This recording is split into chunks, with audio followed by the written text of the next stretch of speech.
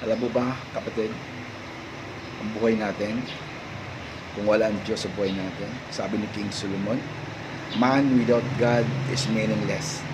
Walang kwentang buhay natin kung walang Panginoon sa buhay natin. Kaya kapatid, kas natin ang Panginoon, yung number one natin sa buhay natin. Ano man ang ating mga ginagawa o kaya problema, sige lang, darating din yan.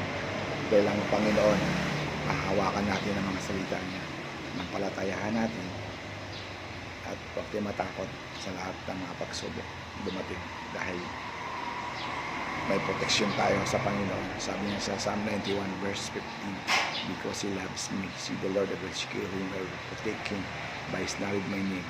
If you call me upon Him, I will answer Him. Yun ang sabi niya sa Psalm 91. Kaya kapatid, laban lang tayo sa buhay natin. Huwag din mawala ng pag-asa. Thank you and God bless you all.